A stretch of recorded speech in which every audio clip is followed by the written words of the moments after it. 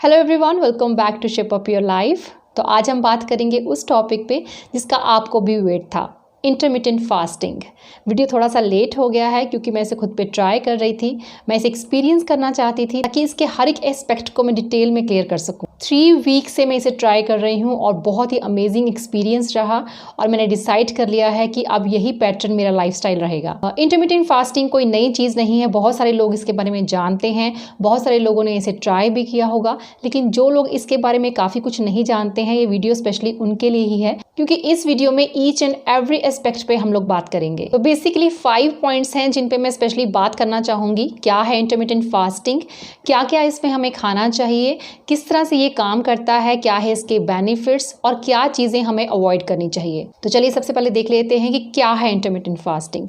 Intermittent fasting कोई diet plan नहीं है, ये एक लाइफस्टाइल है जिसमें क्या खाना है वो उतना मैटर नहीं करता जितना कब खाना है वो मैटर करता है। ये एक ऐसा ईटिंग पैटर्न है जिसमें दिन के कुछ पर्टिकुलर आवर्स हमारी ईटिंग विंडो होते हैं और बाकी के बचे हुए आवर्स में हम फास्टिंग करते हैं। बेसिकली इसमें 16 आवर्स की फास्टिंग होती है और 8 आवर्स हमारी ईटिंग विंडो होते हैं। इसी पैटर्न को फॉलो करने से ही हमें बेस्ट रिजल्ट्स मिलते हैं और ये टाइमिंग आप खुद डिसाइड कर सकते हैं। ये टाइमिंग आपके सुबह 11 बजे से शुरू होकर रात को 7 बजे तक खत्म हो सकते हैं। जो मैं फॉलो करती हूँ, मैं 12 बजे अपना फर्स्ट मील लेती हूँ और मेरा लास्ट मील रात को 8 बजे होता है। कुछ लोग 16 आवर्स की फास्टिंग नहीं कर पाते हैं तो वो 12 आवर्स से शुरू कर सकते हैं। 12 आवर्स आपकी ईटिंग विंडो होंगे और 12 आवर्स फास्टिंग विंडो। ऐसे ही आप 14 आवर्स भी अपनी फास्टिंग विंडो रख सकते हैं जिसमें आपके 10 आवर्स ईटिंग विंडो होंगे। तो टोटली आप पे डिपेंड करता है, अपनी कैपेसिटी के अकॉर्डिंगली आप कोई भी पैटर्न फॉलो कर सकते हैं।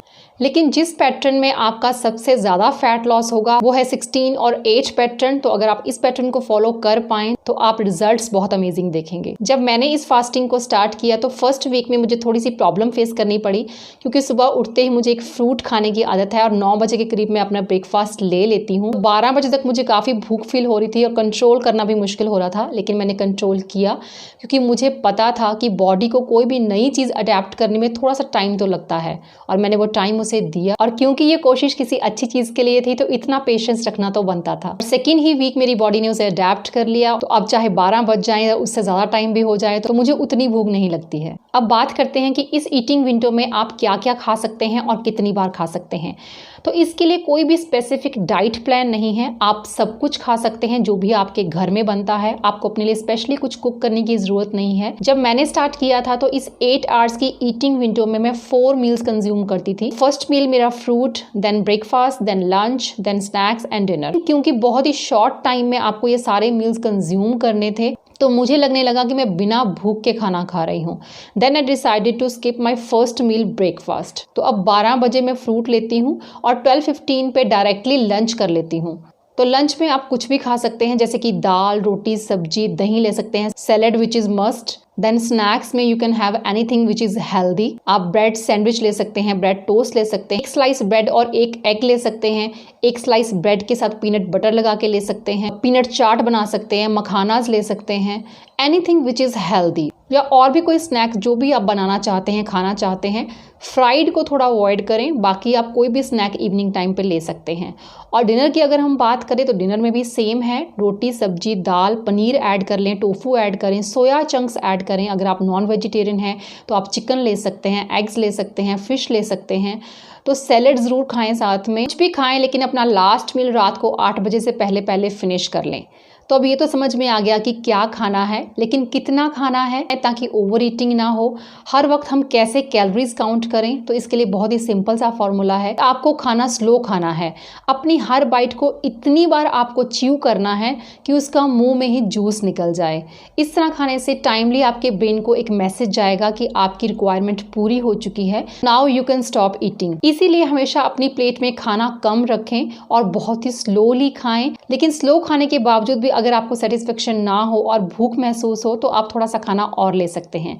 लेकिन स्लो खाने का ये पैटर्न अगर इसे आप अपनी हैबिट बना लेंगे तो आपको लाइफ में कभी भी वेट गेन की प्रॉब्लम फेस नहीं करनी पड़ेगी। याद रखें, आपको इंटरमिटेंट फास्टिंग में भी कैलोरी डेफिसिट में जाना है, तभी आपकी बॉडी फैट यूज करेगी। नेक्स्ट है कि ये काम किस तरह करती है। तो इंटरमिटेंट फास्टिंग के पीछे की जो साइंस है उसके अकॉर्डिंग ये 3 स्टेजेस में काम करती है। फर्स्ट स्टेज जहां हम अपना लास्ट मील ख़त्म करते हैं, उसको फुली डाइजेस्ट करने के लिए हमारी बॉडी को 6 आवर्स का टाइम लगता है, जिस दौरान हमारा इंसुलिन इंक्रीज होता है और इस दौरान बॉडी फैट बर्न नहीं कर सकती। नेक्स्ट के 6 आवर्स ऑब्जॉर्प्शन पीरियड है, जिसमें हमारा इंसुलिन डिक्रीज होना स्टार्ट होता है और बॉडी फैट बर्न करने के लिए रेडी हो जाती है।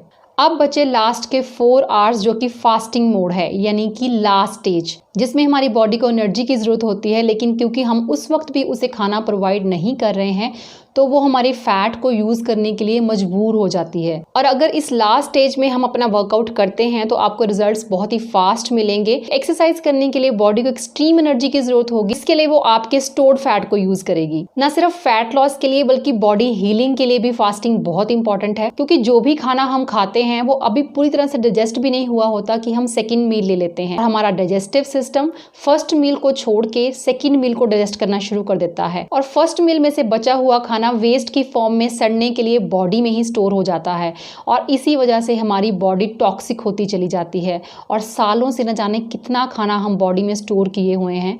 इसी वजह से हमें बहुत सारी हेल्थ प्रॉब्लम्स फेस करनी पड़ती हैं। और इंटरमिटेंट फास्टिंग से हमारे सिस्टम को एक बहुत लंबा टाइम मिल जाता है हमारी बॉडी में से वेस्ट को बाहर निकालने के लिए, और यू कैन से हम अपनी बॉडी को हील करने के लिए एक रिक्वायर्ड अमाउंट ऑफ टाइम देते हैं, जिसकी वजह से हम अपनी बॉडी में बहुत सारे चेंजेस देख पाते हैं। तो चलिए अब देख लेते हैं इसके बेनिफिट्स क्या क्या हैं। तो इंटरमिटेंट फास्टिंग का सबसे बड़ा बेनिफिट जिसके लिए बहुत सारे लोग इसे अडेप्ट करते हैं विच इज वेट लॉस। और इस फास्टिंग से बिना किसी इंटेंस वर्कआउट के आप फैट लॉस करेंगे। इसके लिए आपको वेट ट्रेनिंग करने की जरूरत नहीं है, क्योंकि आप बहुत ही स्ट्रिक्ट डाइट फॉलो कर रहे हैं। तो 30 मिनट्स आप सिंपली वॉक कर सकते हैं या फिर कार्डियो कर सकते हैं, योगा कर सकते हैं, तो उतना ही काफी है। इसके अलावा बैड ईटिंग हैबिट्स और बैड लाइफस्टाइल की वजह से हमारी बॉडी में हार्मोन्स इम्बैलेंस हो जाते हैं और इंटरमिटेंट फास्टिंग इस चीज को फिक्स करने में भी काफी हेल्प करती है। हमारी इम्यूनिटी स्ट्रांग होती है, जिससे कि हमारी बॉडी और ज़्यादा कैपेबल हो जाती है बीमारियों से फाइट करने के लिए। मेटाबॉलिज्म को बूस्ट करती है ये फास्टिंग, और जितना आपका मेटाबॉलिज्म हाई होगा उतना ही ज़्यादा आपकी बॉडी फैट बर्न करेगी।